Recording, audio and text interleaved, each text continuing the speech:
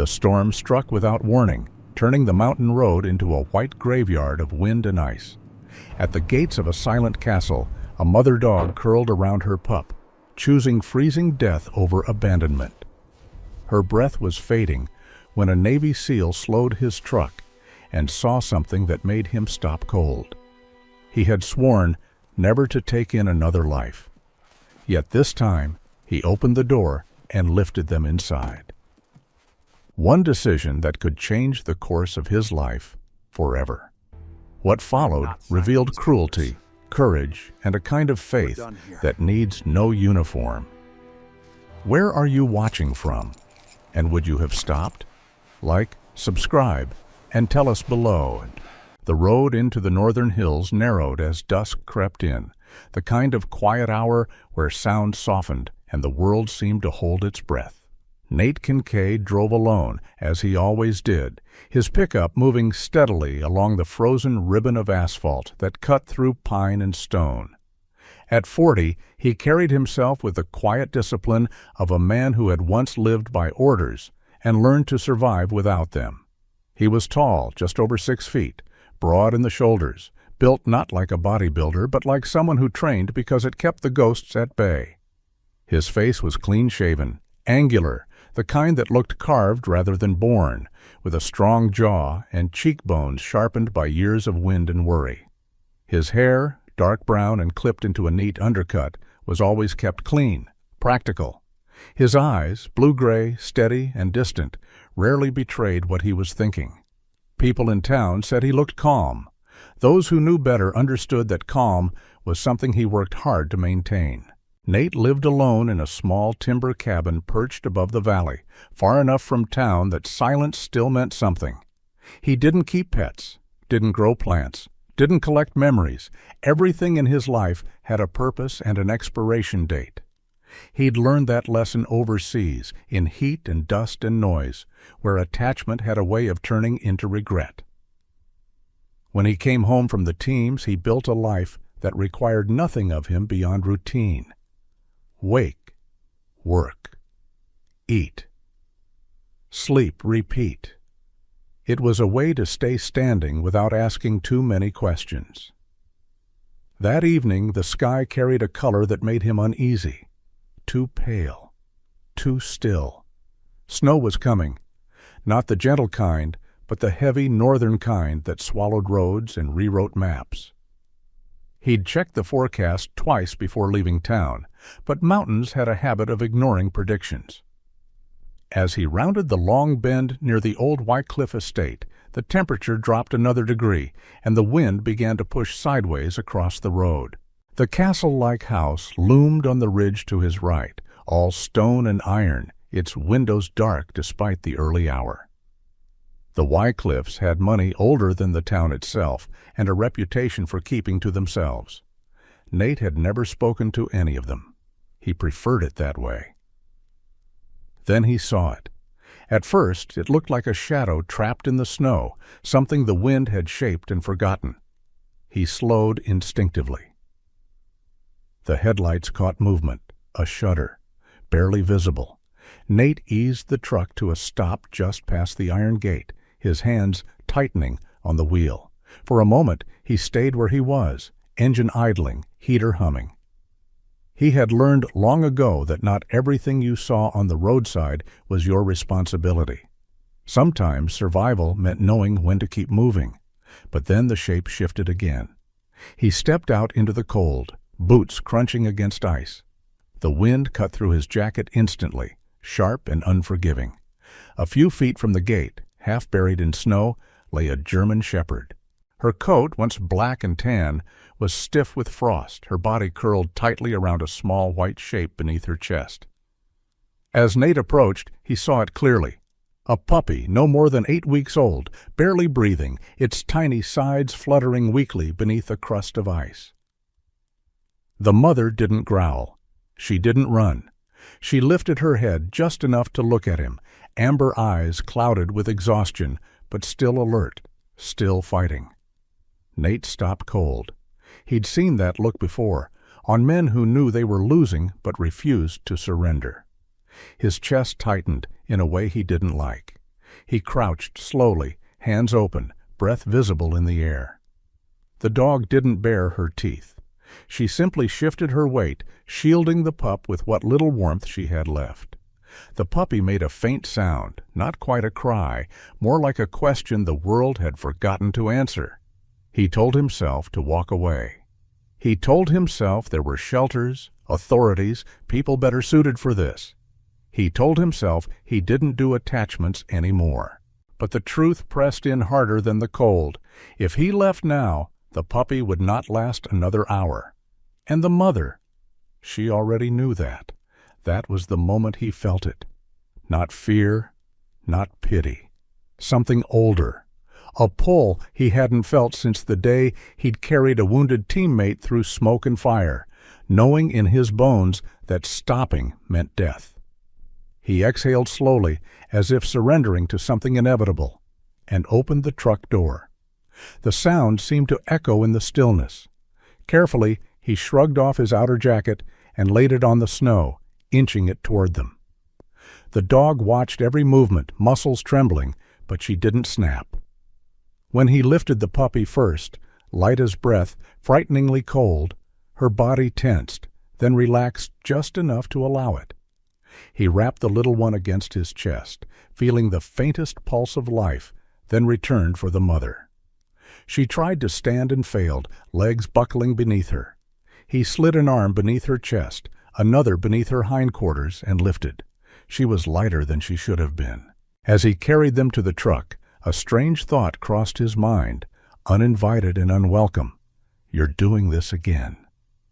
The cab filled with the scent of wet fur and snow. He cranked the heat, wrapped both dogs in spare blankets, and sat there for a moment with his hands on the wheel, breathing hard. The wind howled outside, rattling the metal gate of the estate behind him. For just a second, he thought he saw movement near the house, someone watching. But when he looked again, there was only shadow. He drove the rest of the way home in silence, eyes fixed on the road, jaw set. The cabin lights cut through the dark as he pulled in, the familiar outline of his home standing against the white. Inside, he laid the dogs near the fireplace, building the fire higher than usual, his movements precise, almost ritualistic. The puppy whimpered softly.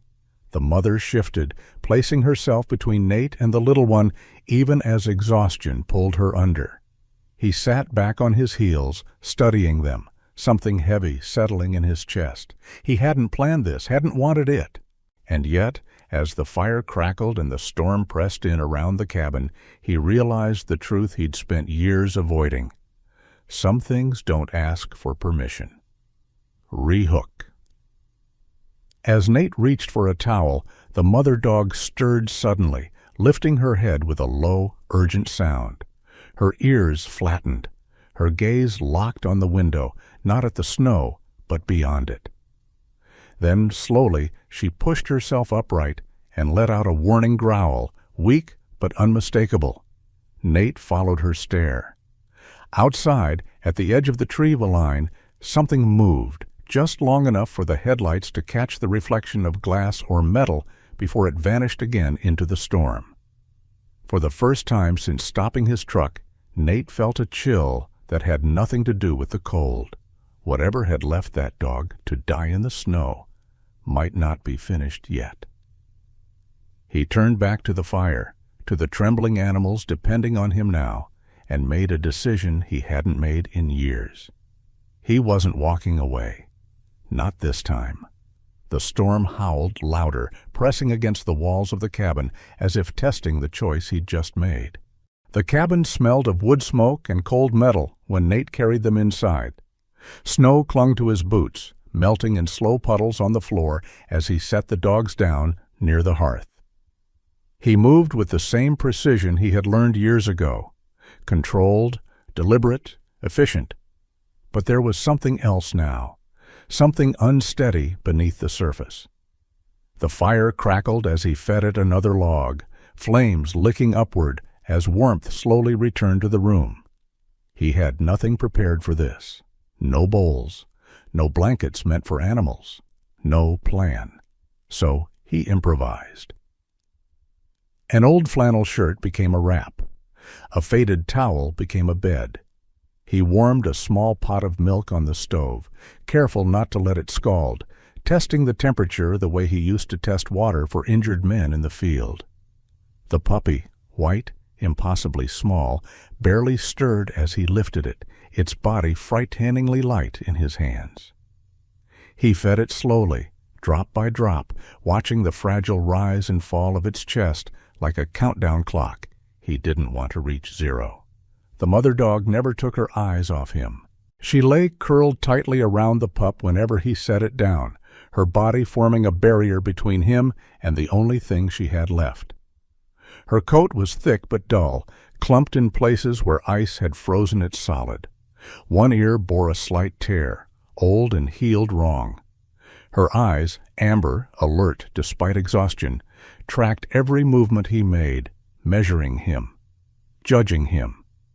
"She's not afraid of me," Nate muttered under his breath. "She's afraid for you." The words surprised him. He wasn't used to talking aloud, especially not to animals, but the cabin had a way of making silence feel heavier than sound. He sat back against the wall, boots still on, arms resting on his knees. The fire painted long shadows across the room, catching the hard lines of his face, the clean-shaven jaw, the faint scar near his temple, the eyes that carried too many winters. He hadn't meant to stay up. He hadn't meant to watch them sleep. But when the puppy's breathing stuttered and steadied again, something inside him clenched. He closed his eyes, and the memory came anyway. A different cold, a different night. A man bleeding out in his arms while rotors thundered overhead. Nate's hands had been soaked then, too, warm, red, useless. He remembered the weight of that body, the sound of breath failing, the moment he'd realized he was out of time. He had told himself afterward that survival was luck, not choice, that you couldn't carry every life back with you. That was the day he stopped letting himself care. The fire popped, snapping him back to the present. The puppy shifted, letting out a weak sound. The mother lifted her head instantly, nose touching the pup's side, checking. Nate watched the motion, the instinctive tenderness, and felt something inside him loosen just enough to hurt. He slept in the chair that night, boots still on, waking every hour to check their breathing. By morning, the storm had thickened, snow burying the windows until the world outside looked erased. The puppy was worse. Its breathing came in shallow pulls, its body limp despite the warmth. The mother nudged it, whining softly now, no longer trying to hide her fear. Nate didn't hesitate this time. He grabbed his jacket, wrapped the pup tight against his chest, and carried both dogs to the truck. The road to the nearest veterinary clinic was nearly an hour away on a good day. In a storm like this, it felt endless. The windshield wipers fought the snow in frantic arcs. Nate's jaw tightened as he drove, one hand on the wheel, the other braced against the carrier he'd fashioned from a storage crate. The mother lay beside the pup, eyes never leaving it, as if her stare alone might keep it alive. The clinic lights cut through the white like a beacon. Dr. Hazel Morrow met him at the door before he could knock. She was in her late 30s, tall and lean, with chestnut hair pulled into a messy knot and sleeves already rolled up. Her face carried the calm efficiency of someone who'd seen too much suffering to waste time on panic. A thin scar ran along her forearm, old, pale, the kind you stopped noticing after a while. "What happened?" she asked, already reaching for the puppy. "Found them in the snow," Nate said. "Near the Wycliffe place." Her jaw tightened almost imperceptibly at the name, but she said nothing as she ushered them inside. The room smelled of antiseptic and wet fur. Machines hummed. Lights flickered slightly as the storm strained the power lines. Hazel worked quickly, checking temperature, listening to lungs, palpating limbs. Nate stood back, arms crossed, trying not to interfere. The mother paced, restless but compliant, eyes flicking between the vet and her pup. "Hypothermia," Hazel said quietly. "Severe. Early-stage pneumonia, too, if you'd found him an hour later." She didn't finish the sentence. Then she paused, fingers brushing the fur around the pup's neck. Her expression changed, subtle but unmistakable. "These marks," she said. "See this? Rope burn. And here, pressure bruising. He wasn't just out in the cold." Nate felt something settle in his chest, heavy and cold. "You're saying someone did this?" "I'm saying he didn't wander off," Hazel replied. And neither did she. The mother let out a low sound, not a growl, not a whine, something in between. Hazel glanced at her, then back at Nate. "I've seen this before. Dogs tied up, punished, left when they become inconvenient." Nate nodded slowly, jaw clenched. The words hit harder than he expected. It wasn't just cruelty. It was intention. Hazel stabilized the puppy and turned to him. "He'll live. But he needs warmth, antibiotics, rest. And so does she." Nate didn't hesitate. "I'll handle it." Hazel studied him for a moment, then gave a small nod. "I thought you might." They stepped outside together, snow falling thick around them. As Nate loaded the dogs back into his truck, Hazel spoke again, quieter this time. "You should know, dogs like this don't end up out there by accident. Someone wanted them gone." Nate met her gaze. "Then someone's going to have to answer for that." He drove back up the mountain with the storm at his heels, the weight of her words settling in his bones. Rehook. Halfway up the road, the mother dog suddenly sat up, stiff and alert, her gaze locked on the tree line. A low rumble vibrated in her chest, not fear, but recognition. Nate slowed instinctively. For just a moment his headlights caught the reflection of something metallic deeper in the woods. Not eyes, not snow. Something still, watching. The mother growled once, sharp, deliberate, and pressed closer to her pup. Nate's grip tightened on the wheel. Whatever had left them in the storm wasn't finished. When he finally reached the cabin, he carried them inside without another thought. The fire was still burning, the room warm, but the air felt different now, charged, uneasy. As he settled them near the hearth, he realized the truth he'd been avoiding since the road. This wasn't just rescue. It was the beginning of something he couldn't walk away from. And somewhere beyond the trees, someone knew it. The storm loosened its grip some time before dawn, leaving behind a silence so complete it felt staged. Nate stood at the cabin window, coffee cooling in his hand, watching the first pale light slide across the drifts. The world looked clean again, too clean. Snow had a way of hiding things, footprints, blood, intentions. But Nate had learned long ago that nothing truly disappeared. It only waited to be noticed. Behind him, the cabin was quiet except for the soft crackle of the fire and the shallow breathing of the two dogs near the hearth. The puppy, Ghost, slept wrapped in a blanket, his small body rising and falling more evenly than the night before. Freya lay curled protectively around him, eyes half-lidded but alert. She hadn't slept much. Neither had Nate. He hadn't gone back to bed after returning from the clinic. Instead, he'd sat in the chair by the fire, listening to the wind and replaying Hazel's words over and over. He didn't wander off. That thought followed him now as he pulled on his boots and stepped outside. The cold bit immediately, sharp and clean. The sky was pale blue, the kind that came only after heavy snowfall.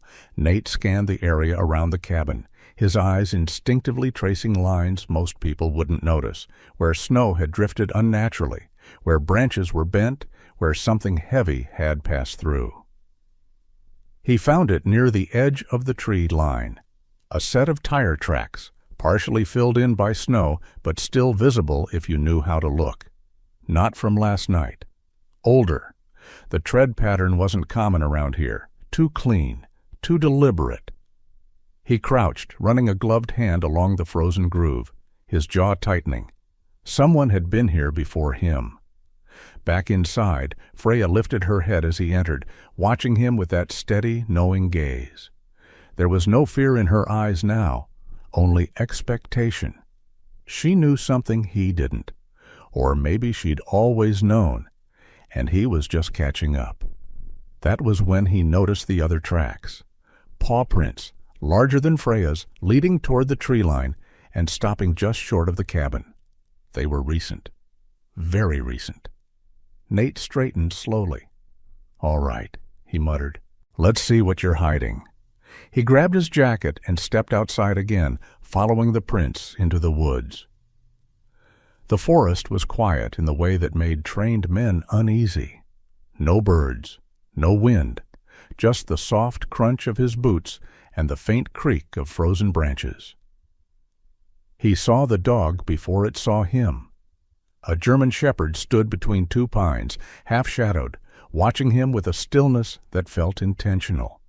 The animal was large, powerfully built, its coat a deep black and tan, thick with winter underfur. Its ears were upright, alert. One front paw hovered slightly off the ground, not injured, just poised. Its eyes, amber, sharp, never left his. It didn't growl, it didn't approach. It simply watched. Nate stopped a few yards away, hands loose at his sides. Years of training told him this wasn't a stray. Strays didn't hold themselves like this.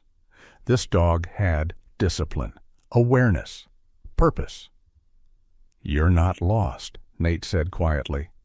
The dog's ears twitched. It took one slow step forward, then another, testing him. Its gaze flicked briefly to Nate's jacket, specifically the sleeve he'd worn the night before.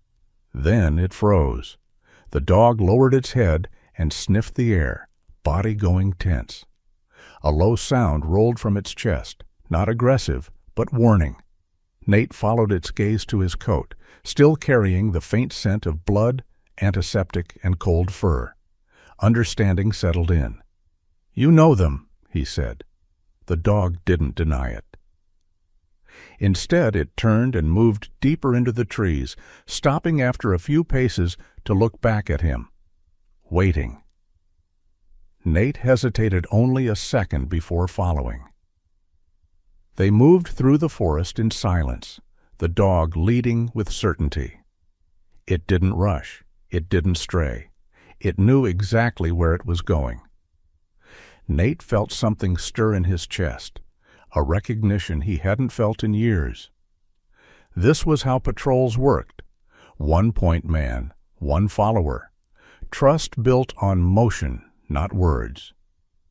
They reached the edge of a clearing behind the Wycliffe estate. The mansion loomed ahead, stone walls rising from the snow like something ancient and indifferent. Behind it, partially hidden by trees, was a patch of ground where the snow looked wrong, disturbed, uneven. The dog stopped. Nate approached slowly and knelt. What he found made his stomach tighten. A length of rope, stiff with frost. A broken collar, the leather torn, metal clasp bent as if ripped free. The smell hit him next, sharp, chemical, unmistakable beneath the cold. Bleach, and something else. Blood. Not much. Enough. He closed his eyes for a moment, the weight of it pressing down on him. This wasn't neglect. This wasn't accident. This was intent. As Nate reached for the collar, the dog suddenly stiffened and backed away, hackles raised, its eyes fixed on the house above them. A light flickered briefly behind one of the upper windows, just once, then gone. The dog let out a low, warning growl that vibrated through the quiet. Not fear, recognition. Someone had been watching them. Nate stood slowly, every sense sharpened. He didn't move toward the house. Not yet. He didn't need to. He already knew enough. The dog turned away from the estate and trotted back toward the trees, stopping once to make sure he followed. When they reached the edge of the clearing again, the animal paused, studying him one last time. Up close, Nate could see the signs clearly now. Old scars beneath the fur, the faint stiffness in one leg, the way the dog's eyes tracked every movement with trained precision. "You're not a stray," Nate said softly. "You're a survivor." The dog held his gaze for a long moment, then did something unexpected. It sat, not in submission, in decision. Nate exhaled slowly, a strange warmth spreading through his chest despite the cold. He reached out, palm open, stopping short of touching. The dog leaned forward just enough for its nose to brush his fingers. That was all it took. When Nate returned to the cabin, the dog followed at a distance, silent as a shadow. Freya lifted her head as they entered, eyes narrowing for a fraction of a second before softening. The newcomer lowered his head respectfully. There was no challenge, only recognition. Nate closed the door behind them and rested his forehead against the wood for a moment. 3 dogs now, 3 lives tied to a trail that led straight back to the same place. And for the first time since he'd come home from war, Nate understood something with absolute clarity. This wasn't coincidence. This was a line someone had crossed, and he was standing exactly where it ended. The knock came just after noon, sharp and deliberate, the kind that didn't ask permission. Nate was in the kitchen rinsing a bowl when Freya lifted her head, ears angling forward. Coda, who had been lying near the door as if he'd always belonged there, rose in one smooth motion and stood still, muscles tight. Ghost stirred in his sleep and whimpered softly. Nate dried his hands slowly. He already knew who it was. When he opened the door, the cold rushed in first, followed by a man who looked like winter had learned how to wear a suit. Elliot Wycliffe stood on the porch with practiced ease, tall and lean, his posture erect in a way that suggested wealth without effort. He was in his late 40s, maybe early 50s, with neatly combed salt and pepper hair and a face carved sharp by discipline rather than age. His coat was dark wool, tailored perfectly, the kind of garment that never touched mud. Pale gloves covered his hands, and when he removed them, his fingers were long and unscarred. Not a man accustomed to labor. His eyes, however, were the unsettling part, cold blue, calm, the kind that measured value quickly and discarded what didn't serve it. "Mr. Kincaid," Elliot said, voice smooth, almost pleasant. "I trust I'm not intruding." Nate didn't step aside. "Depends what you want." Elliot's gaze flicked past him, just once, toward the interior of the cabin. The fire, the dogs. He saw them. Of course he did. "You've taken something that belongs to me," Elliot said evenly. "I'm here to retrieve it." Behind Nate, Freya stiffened. Coda took one silent step forward, positioning himself between the stranger and the rest of the room. Nate's voice remained level. "You should choose your words carefully." A faint smile tugged at Elliot's mouth. "Very well. The German shepherd, the female and her pup.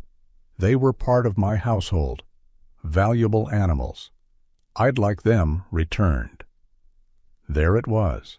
Not concern, not relief, ownership. Nate leaned against the doorframe, blocking the entrance completely. They were half dead in the snow. "Accidents happen," Elliot replied smoothly. "Animals wander, storms come unexpectedly." "They were tied, Nate said. Silence followed, thin and brittle. Elliot's eyes narrowed just a fraction. Then the mask returned. "I'm afraid you're mistaken." Nate studied him, really studied him now. The immaculate coat, the calm breathing, the faint irritation that crept into the corners of his eyes when things didn't go as planned. This was a man who had spent his life giving orders and rarely hearing no. "You left them to die," Nate said. The smile disappeared. "Be careful," Elliot replied softly. You're making assumptions about a situation you don't understand. Behind them, Coda let out a low growl, barely audible but filled with intent. Elliot's gaze snapped to the dog. Something flickered there, recognition perhaps, or annoyance. "That one's not mine," Elliot said, "but I recognize training when I see it." Nate felt the air shift. The temperature hadn't changed, but the room felt tighter now, smaller. "You're not taking them," Nate said. Elliot's expression hardened. "You're a former soldier living alone in the woods. No witnesses, no paperwork. You really want to challenge my word against yours?" Nate met his gaze without blinking. "I'm not challenging you. I'm telling you no." The silence stretched. Then Elliot smiled again, but this time it didn't reach his eyes. "Very well," he said calmly. "I'll let the authorities handle it. I'd hate for this to become unpleasant." He turned, pausing at the threshold. "Oh, and Mr. Kincaid?" Nate didn't respond. "Animals can't testify," Elliot added lightly, "and neither can ghosts." The door closed behind him with a soft click. For several seconds, no one moved. Then Freya exhaled shakily and lay down beside Ghost, pressing her body protectively against him. Coda remained standing, eyes locked on the door, long after the man had gone. Nate felt the weight of the moment settle in his chest. He had crossed a line, and he knew exactly what came next. That evening, as the light faded and snow began falling again, Coda suddenly bolted upright, hackles raised. He went to the window and growled, low, sharp, unmistakably alarmed. Nate followed his gaze and saw something that made his pulse spike. At the edge of the tree line, just beyond the reach of the porch light, a pair of headlights blinked off. Someone had been watching the house. The night passed without further incident, but sleep never truly came. Nate sat in the chair by the fire, rifle resting against the wall nearby, listening to the steady breathing of the dogs. He didn't regret his choice, but he understood the cost now. Morning came with gray light and silence. No tracks, no sign of the car, just fresh snow covering everything, as if the world had decided to pretend nothing had happened. Nate made coffee and stood at the window, watching the forest. This wasn't over. He could feel it. And somewhere deep in his gut, beneath the training and the years of restraint, something old stirred awake. Not anger, not fear, purpose. The snow had stopped again, but the air felt heavier than before. Not with weather, with consequence. Nate stood at the kitchen table, hands braced against the wood, watching Hazel organize papers into neat stacks. She moved with practiced calm, sleeves rolled to her elbows, dark hair pulled into a low bun that revealed the faint scar running from her jawline to her ear. Hazel Markham was in her early 40s, tall and lean, with sharp brown eyes that missed nothing.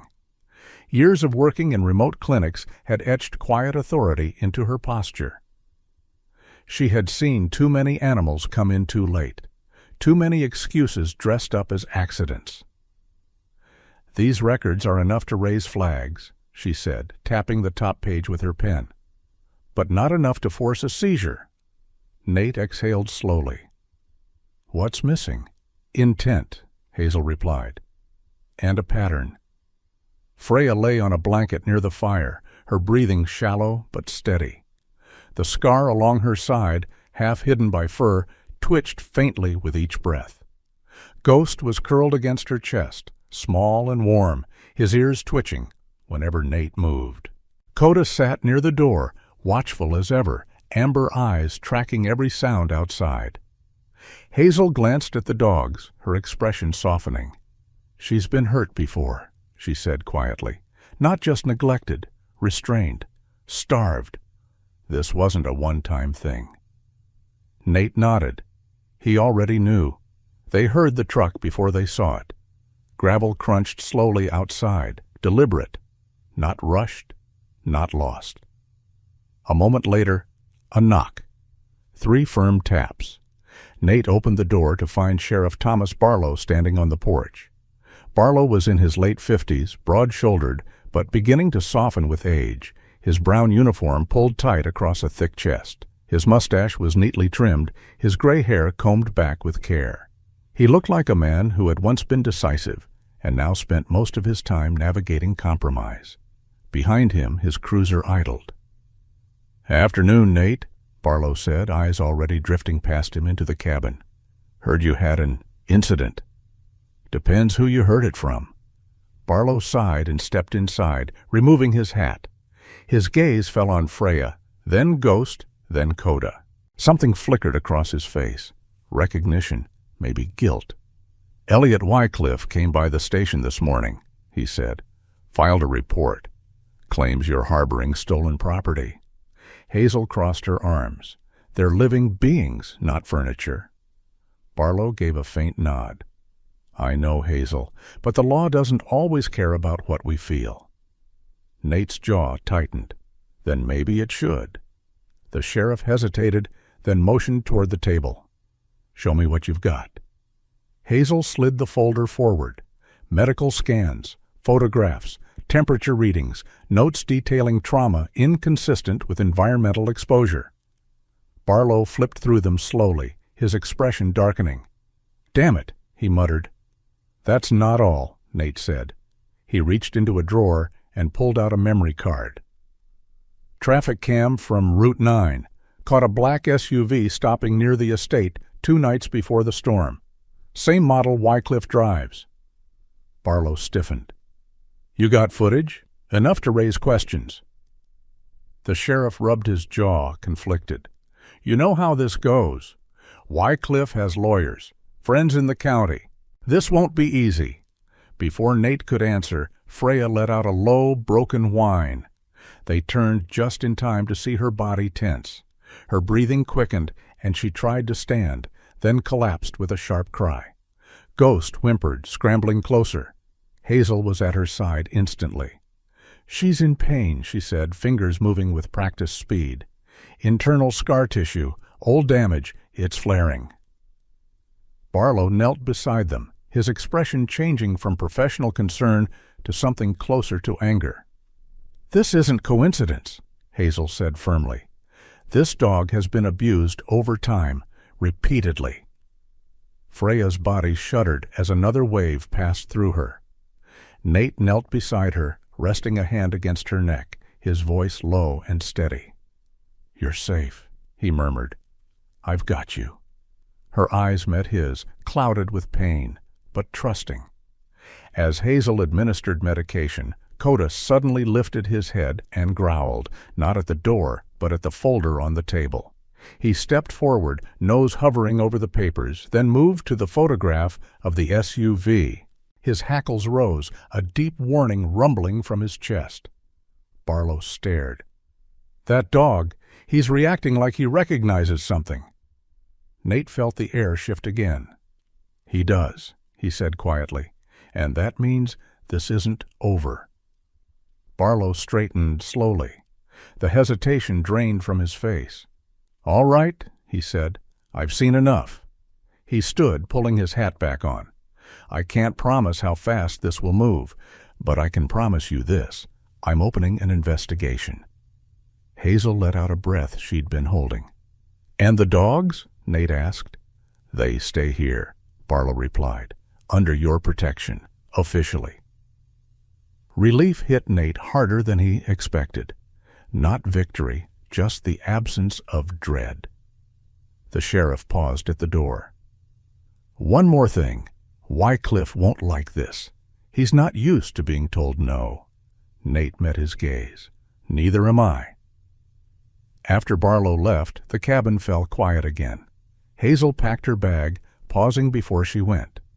"You're doing the right thing," she said, "even if it costs you." Nate looked down at Freya, now resting more easily, Ghost pressed close. "I already paid the cost once," he said. "This time, I'm choosing what it buys." Outside, the wind picked up again, carrying snow across the clearing. But inside the cabin, something had shifted. The fear was still there, But it was no longer alone, and somewhere beyond the trees, a man who thought he owned everything had just been challenged for the first time. The warning came without sound. Nate noticed it first in the way the cabin shifted, Freya's breathing changing, shallow becoming sharp, her body going rigid, as if something ancient had been struck inside her. The fire crackled low, shadows stretching long across the wooden walls. Outside, the wind rose again, not sudden, but deliberate, like a door being opened somewhere far away. Freya stood abruptly. Ghost whimpered, startled, his small white body scrambling to keep contact with her. Coda lifted his head at the same instant, ears snapping forward, muscles coiling tight. He didn't growl this time. He didn't need to. Freya bolted. The door wasn't fully latched. Nate had been in and out all evening reinforcing shutters as the second storm warning came over the radio. Freya slammed her weight into it, wood creaking, then snow and night swallowed her whole. Ghost slipped from Nate's reach in a flash of white fur, following her without hesitation. "No!" Nate lunged, boots skidding on the floor, but the door was already swinging wide, wind tearing it from his hands. By the time he reached the porch, Freya and Ghost were gone. The storm hit like a wall. Snow lashed sideways, thick and blinding, the kind that erased direction and sound. The world narrowed to breath and instinct. Nate didn't hesitate. He grabbed the rope coiled by the door, slung it over his shoulder, and stepped into the white. "Coda," he said sharply. The German shepherd was already moving.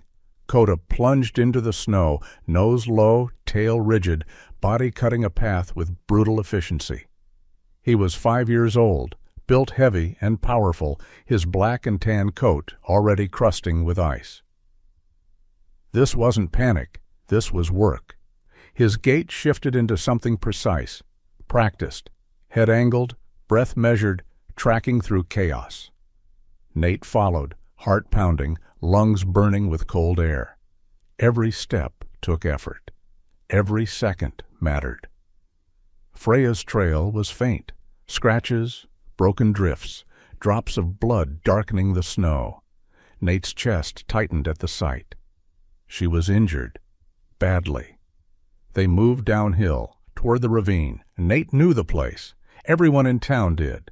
A narrow cut through the mountainside, steep and unstable, where snow gathered deep and ice hid beneath it. He had avoided it instinctively since returning home. Freya hadn't. The wind screamed as they reached the edge. Visibility dropped to nothing. Nate dropped to his knees, anchoring himself with the rope, peering into the void below. Then he heard it. A sound, thin as thread. A whimper. Coda barked once, short, sharp, and pulled hard on the line, muscles straining, eyes locked downward. They were there. Freya lay wedged against the ravine wall 20 feet below, her body twisted at an unnatural angle, blood streaking her hind leg. Ghost was pinned beneath her chest, alive only because she had made herself a shield. Her sides heaved, breath ragged but determined. Nate's hand shook, not from cold. "I see you," he shouted, voice torn apart by wind. "I'm coming." He tied off the rope to a stunted pine, tested the knot with practiced force, then began the descent. Snow gave way under his boots, ice slicing through his gloves. Pain flared as he slipped once, rope snapping taut against his weight, shoulder screaming. He ignored it. Freya lifted her head weakly when he reached her, eyes glassy but focused. She didn't try to move, didn't whine. She just held Ghost tighter. "You did good," Nate said, kneeling, pressing his forehead briefly to hers. "You did exactly right." He wrapped Ghost first, tucking the puppy inside his jacket, feeling the faint flutter of a heartbeat against his chest. Then Freya, heavy, trembling, every breath a battle. She tried to stand and failed. Nate swore softly and shifted his weight, looping the rope beneath her chest, bracing her body against his own. The climb back was agony. Snow poured down with every movement. Nate's arms burned, shoulders screaming, lungs on fire. Twice, he nearly lost his footing. Through it all, Coda stayed above, paws dug in, weight pulling back on the rope with him, growling low each time the line slipped. Halfway up, Nate felt the rope jerk violently. Not from his movement, but from above. For a split second, panic flared. Then a voice cut through the storm. "I've got the line! Hold on!" Flashlights pierced the snow. Sheriff Barlow's silhouette appeared at the edge, flanked by 2 deputies. They hauled together, muscles and will aligned, dragging Nate, Freya, and Ghost back onto solid ground. Freya collapsed the moment they cleared the edge, her body finally giving in. Ghost whimpered weakly, nose buried against her neck. Hazel was there too, kneeling instantly, hands steady despite the wind. She worked fast, bandaging, checking breath, murmuring reassurance that sounded more like prayer. "You were minutes away," she told Nate quietly. He nodded, unable to speak. Blue lights flashed through the snow as Elliot Wycliffe's SUV was stopped down the road, deputies surrounding it. Inside the cabin of the vehicle, Elliot sat rigid, jaw clenched, eyes burning with fury. Not fear. Not yet. By the time Freya was stabilized and Ghost secured, the storm began to ease, as if it had taken what it came for and decided to let the rest live. Sheriff Barlow approached Nate, snow clinging to his coat, expression grim but resolved. "We've got enough," he said. "Medical reports, witness statements. Tonight sealed it. Wycliffe's under formal investigation. Animal cruelty. Neglect. Endangerment." Nate looked down at Freya, now breathing more evenly, her body still pressed protectively around Ghost, even in exhaustion. "She ran," Barlow added quietly. "Not because she was afraid, because she was protecting him." Nate swallowed hard. That's what soldiers do. Coda sat beside him, snow frosting his muzzle, amber eyes steady. He leaned just enough for Nate's hand to rest against his neck. For the first time since the storm began, the night fell silent. Not empty. Finished. The snow did not vanish all at once. It retreated the way grief does, slowly, unevenly, leaving behind patches of silence and damp earth that felt strange after so much white. Morning light filtered through the pines above Nate Kincaid's cabin, pale and tentative, as if unsure whether it was welcome yet. He stood on the porch with a mug of coffee he had forgotten to drink, watching breath rise from the ground where winter had loosened its grip. His shoulders were still sore from the rescue.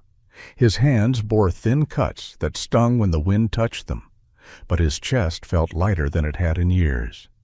Inside, the cabin was no longer quiet in the way it used to be. Freya lay near the hearth, her massive frame relaxed but alert, amber eyes tracking every sound. The wound along her side had been stitched cleanly, wrapped carefully by Hazel the night of the rescue. She moved slowly now, deliberately, as if relearning trust with every step. Ghost slept against her belly, white fur bright against the dark wood floor, his tiny ribs rising and falling in a steady rhythm. Coda sat near the open door, ears high, posture disciplined, even at rest. 5 years old, thick-chested and powerful, his black and tan coat bore the marks of long training, scarred here and there, fur worn thin at the joints. He watched the tree line as if the world might ask something of him again at any moment. Nate had once lived for that feeling. Now he breathed through it. The legal process moved slower than storms. Papers arrived. Calls were made. Sheriff Barlow came by twice with updates, his tone shifting from cautious professionalism to something almost apologetic. Elliot Wycliffe had lawyered up, of course. Men like him always did. But the evidence was too clean, the injuries too specific, the witnesses too many. And Freya's scars spoke louder than any courtroom argument. Hazel visited often, sometimes with supplies, sometimes just to check in. She wore the same practical clothes every time, dark jeans, sturdy boots, hair tied back tight, but her eyes softened more with each visit. She never asked Nate why he stayed. She seemed to understand.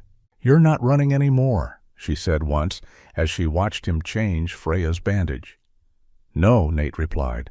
"I'm learning how to stop." That afternoon, a truck pulled into the drive that Nate didn't recognize. It was old, dust-streaked, the kind that had seen more winters than comfort. A woman stepped out, hesitating before approaching the porch. She was in her early 30s, tall and thin, with ash-blonde hair pulled into a loose braid that slipped over one shoulder. Her skin was pale from long winters, eyes a muted green that held both caution and exhaustion. She wore a faded parka and gloves too thin for the weather. "My name's Sarah Colby," she said quietly. "Sheriff Barlow said I could find you here." Her voice carried the strain of someone who had learned not to expect kindness. Nate nodded. "What can I do for you?" She swallowed.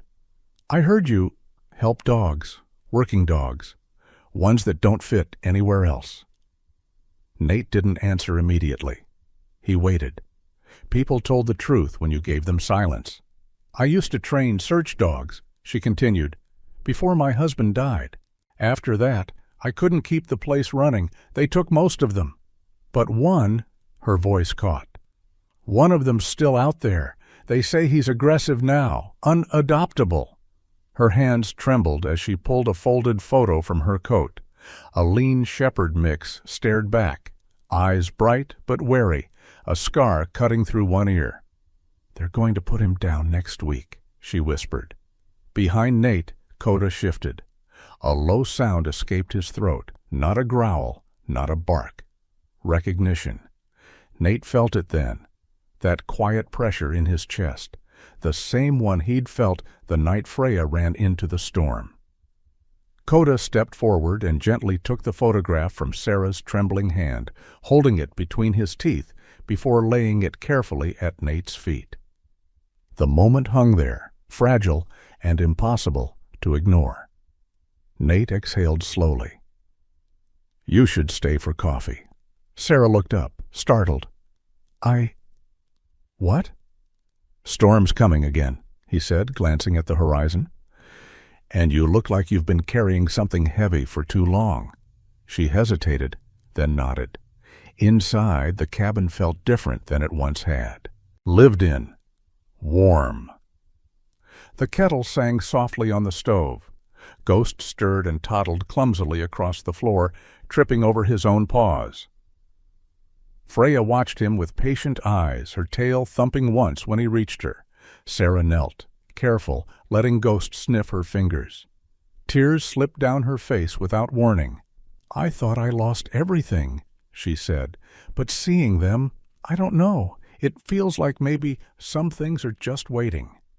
Nate leaned against the counter, arms crossed loosely. "That's how it starts." The weeks that followed came quietly. No headlines, no ceremonies, just work. Nate cleared the old shed behind the cabin, reinforcing the walls, adding heat lamps, building runs from reclaimed timber. Hazel brought medical supplies. Barlow looked the other way when he needed to. Sarah came back, then stayed. They called it North Ridge Haven. No sign, no donations, just word of mouth. Dogs arrived in ones and twos. A retired bomb dog with failing hips, a shepherd who flinched at raised hands, a Malamute who howled all night until Freya pressed her side against the fence and slept beside him. Nate found his rhythm in it. Not command, not control. Presence. One evening, as the sun dipped low and the forest glowed gold, Nate sat on the porch steps. Coda rested his head on Nate's knee. Freya lay stretched out nearby, eyes closed in the warmth. Ghost tumbled clumsily through the grass, chasing nothing at all. The wind moved through the trees like a breath let out after holding too long. Nate closed his eyes. For the first time in years, nothing inside him was running. And when he finally spoke, it was barely above a whisper. "Not this time," he said. "No one gets left behind." In the end, the miracle was not thunder from the sky or a voice in the wind. It was a door that opened in the cold, a hand that chose mercy, and a life that refused to leave another life behind. Sometimes God does not remove the storm. He places a small flame in someone's chest and says, "Carry this." And that is how grace walks into ordinary days, into your kitchen light before sunrise, into the quiet decision to forgive, into the moment you stop scrolling and choose to help, to call, to check on someone who has been too silent for too long. If this story reminded you that love can still show up on the worst road home, share it with someone who needs hope tonight. Tell me in the comments where you are watching from and what small miracle has found you in your everyday life. Subscribe to the channel so you don't miss the next story of loyalty, healing, and second chances. May God bless you, protect your home, steady your heart, and guide you toward the kind of kindness that changes everything.